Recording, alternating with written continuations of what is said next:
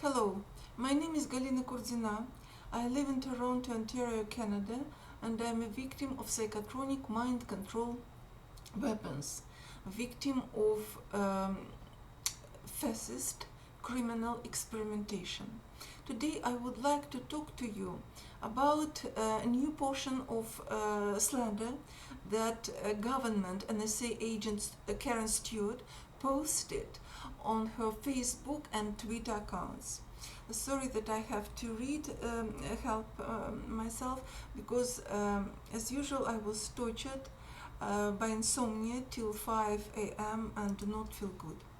So, a government agent, provocateur, and slanderer Karen Stewart posted another lie on her Facebook page, Perps and Nutcases, that I proclaimed myself Canada's TI leader, set up a Facebook group TI Canada, and send out group emails. I want to notify everybody that I set up the only group on Facebook, Organization of Victims of Psychotronic Mind Control Weapons. I am an administrator in another group, Peace Pink, but didn't set it up and do not send its group emails.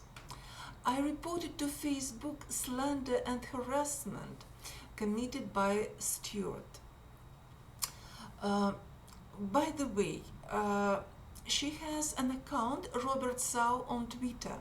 I reported to Twitter that Stewart spreads slander and harasses me and Ramola D. Stewart presents her smear as if somebody else writes it to her. When I ask Stewart who is the author of the defamation, she doesn't answer. It means that Stewart herself invents the slander. It may be and of course she doesn't reveal other names, so she takes full responsibility for this. Maybe that other government agents help her, but government agents, not real targeted individuals. Anyway, she spreads defamation, and spreading of slander is a crime. And of course, no, I do not call myself the Canada's TI leader. I am still a sane person. Stewart claims that she had to defend Cheri Guarnieri, as if I bullied this female from America. I want to remind you that it was Guarnieri who found me on the internet and bragged in her letters that she had a lot of proofs of her targeting. I asked Cheri to provide other targeted individuals with names and requisites of her doctors, if it was possible at that moment. Guarnieri distorted my request for doctors' names and their email addresses, and invented that I demanded her medical records. It was Guarnieri who started stalking and harassing me with this slander. I have never ever asked Guarnieri about her private data, including medical records. I asked only about names and email addresses of her experts. After that, Cheri Guarnieri started brazenly threaten and intimidate members of ICATOR group, calling our attempts to collect money for examinations criminal. Government agent Stewart backed up Guarnieri and attacked me. She insulted, bullied, and slandered me and other targeted individuals. She uses extremely outrageous, vulgar, and low language. She was not alone. There were other people who helped Stewart in these vicious attacks upon me. Next, of course, we do not know purpose and quality of Stewart letters and interviews, because she brags every time that she educate people, she does a lot for targeted individuals. We do not know. What I saw Stewart sitting silently during internet meetings with other targeted individuals, so her input was close to zero. Devil knows what Stewart and McKinney did in NSA. We will never find out the whole truth. Maybe they stalked and harassed targeted individuals like they are doing now.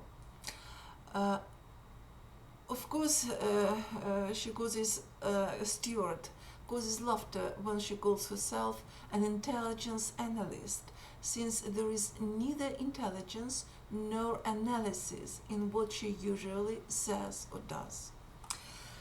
You know, all this delirium about Ramola being a CIA agent, or about me being a KGB agent and defector, was invented most likely by Stewart. Regarding the slander about me, Stewart doesn't reveal name of a Canadian female who allegedly sent her text messages about me being a KGB defector. It means that Stewart, most likely she invented, and she takes full responsibility for this slander. It may be that other agents and provocateurs helped her, but it is all slander without any proofs and evidences. These proofs and evidences, they do not exist in nature. Anyway, spreading of this slander is a crime, and Stewart may be sued for it. At this moment, we and other targeted individuals who were insulted by Stewart were reported to Facebook and Twitter, slander and harassment. We will think what may be done next.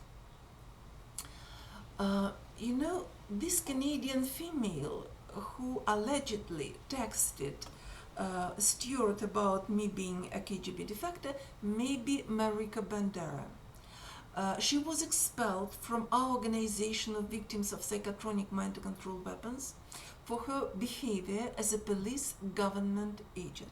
It happened many years ago, but this Canadian female, she mentions in these text messages to Stewart that I told other members of our group that she was a government agent in her native country, somewhere in Eastern Europe, Slovakia or Slovenia.